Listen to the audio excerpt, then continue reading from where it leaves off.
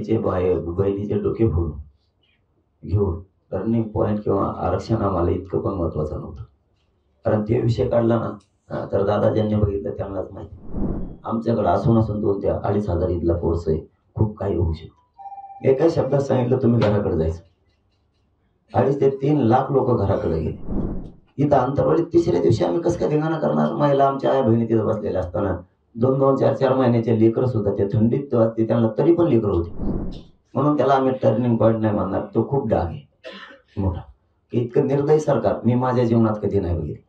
चीड ही निर्माण होणारच. त्यावेळी जो हिंसाचार घडला किंवा लाठीमाराची घटना घडली वगैरे तो या सगळ्या आंदोलनाचा टर्निंग पॉईंट ठरला असं म्हणता येईल का? कारण ज्या गतीनं आंदोलन पुढे गेलं आणि आज कुठल्या तरी अंतिम याच्यापर्यंत आलेला आहे त्या गतीनं झालं नसतं कदाचित. नाही, त्याला आम्ही नाही टर्निंग पॉईंट म्हणू शकणार.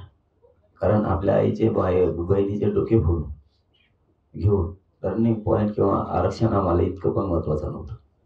कारण ते विषय काढला ना तर दादा ज्यांनी बघितलं त्यांनाच माहिती.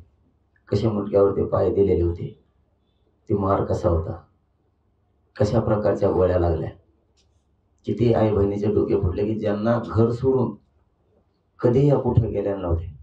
त्यांचे काहीचे पूर्ण नाकं तुटले होते, काहींचे कान अर्धे तुटले होते, डोक्यात 34 टाके होते. हे त्यांनी कधीच बघितलेलं नव्हतं. अशा घरातल्या काही तिथं माहिती होतं. तिथं का आल्या त्या गोदापट्टा एक केला आणि त्यांना वाटलं भारत देशात आमरण उपोषणा इतकं शांततेचं आंदोलन असू शकत नाही, म्हणून ते त्यात सहभागी झाले होते आणि शांत बसलेले होते. मी खरं सांगेन, मी कधी खोटं सांगतो, खरं सांगतो. चूक असली ना तर आम्ही मान्यच करतो आमची चुकी. कधी पण आजच नाही, मला काय देणं घेणं नाही, सजा जरी लागली तरी पण आम्ही खरंच बोलतो. काही कारण नव्हतं. अगोदरच्या रात्री ते 400-500 जण पोलीस आले. पण त्याच्या अगोदर एक दिवस असं झालं होतं 19 तारखेला की एसपी साहेबांनी कलेक्टर साहेब माझ्याकडे आले. ते म्हणले 2.5-3 लाखाचा शहागडला जो आम्ही आंदोलन केलं होतं सगळा मॉब बी धारलेला होता. ते फक्त माझ्याकडे आले. ते म्हणले काही करा, यांना फक्त शांत करा. नसता आमच्याकडे असून 2 ते 2,500 इथला फोर्स आहे. खूप काही होऊ शकतं. एका शब्दात सांगितलं तुम्ही घराकडे जायचं. 2.5 ते 3 लाख लोक घराकडे गेले. एका सांगण्याच्या एका शब्दावर. आम्हाला जर धिंगाणा करायचाच असता तर त्याच दिवशी आम्ही केला असता, कारण सगळे पोरच होते. इथं अंतरवालीत तिसऱ्या दिवशी आम्ही कसं काय धिंगाणा करणार? महिला आमच्या आया बहिणी तिथं बसलेल्या असताना 2-2, 4-4 महिन्याचे लेकरं सुद्धा ते थंडीत वाजते त्यांना तरी पण लेकरं होती. एक माता मागली तर अशी होती, ती मांडीवरती लेकरू घेऊन बसलेली होती. ते 4 महिने वय असेल त्या मुलाचं. आईचं डोकं इतकं फुटलं की आईच्या लक्ष सुद्धा राहिलं आपल्या मांडीवर पोरग आहे आणि ते पोरग पूर्ण रक्ताने भिजलेलं होतं. म्हणजे एवढं असं काय झालं होतं? म्हणून त्याला आम्ही टर्निंग पॉईंट नाही म्हणणार. तो खूप डाग आहे मोठा. की इतकं निर्दयी सरकार मी माझ्या जीवनात कधी नाही बघितलं. चीड ही निर्माण होणारच. कारण तुम्ही इतका मार दिला, आत्ता पण सांगतो तुम्हाला मी, मला वाटतं आमच्यातलं इथं असं नाही एखादा त्याच्यात आत्ता बी 13 गोळ्या त्याच्या हात लावला की दिसत. आत्ता इथं सोबत येत असे किती काय. तुम्हाला एकदम छेरे मारायची परवानगी नाही. तुम्ही ते कसे मारू शकला? मुंबईपर्यंत पोरं ऍडमिट केले तरी नाही निघाले. काहींच्या त्या फुफ्फुसाच्या खाली मासात गुंतून बसले. ते कसे काढायचे ही सुद्धा आता मोठा प्रश्न आहे. नाही निघाले. म्हणजे इतका अन्याय आणि इतका हाल. काय केलं होतं तर काहीच नाही. बसले. अगोदरच्या रात्री 5-700 आले. ते म्हणले फक्त तुम्ही उपचार घ्या. मी एकतर उपचार घेत नाही कधी. मी पाणी पित नाही, जेवायचा आता विषयच नाही. इतका कठोर उपोषण करतो. तर ते एसपी साहेबांनी त्यांनी त्या दिवशी मॉब ठरलेला शांत केल्यामुळे त्यांनी पाठ थोपाडली. अंतरवाली ती की पहिले लोक बघितले म्हणे आम्ही असे माझ्या पूर्ण कार्यप्रणालीत मी जितकी ड्युटी केली तितकी बिथरल्याला मॉब शांत नाही करतात. जमवता कोणाला येतात पण वापस नाही पाठवतात. तुम्ही वापस पाठवले, कौतुक केलं. त्याच्यावर 2 दिवसांना इतके पोलीस घेऊन आले फक्त उपचारासाठी.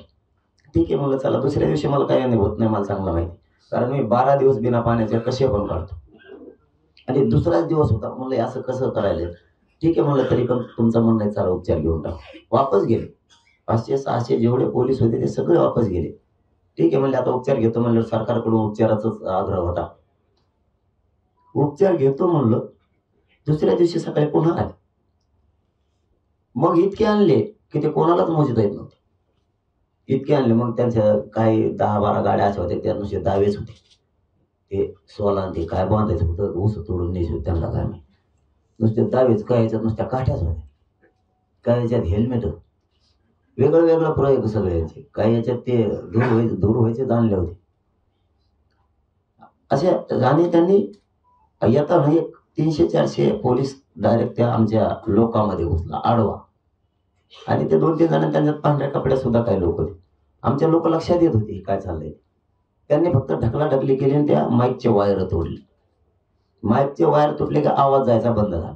आमचा आवाज जायचा बंद झाला. त्यांच्यात एकमेकाला त्यांनी काय 1-2 चापटे मारल्या वाटतं बहुतेक, आणि ते कोपर आणतात बघा, पोलिसाला कोपर आणतात. लय नमुनेबाज आहेत काही काही पोलीस.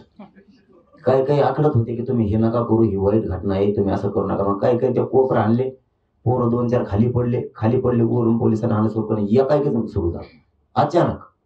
आणि ते इतकं युकोपाला गेलं की ते क्षण काढायचं म्हणलं तरी वाईट वाटतं.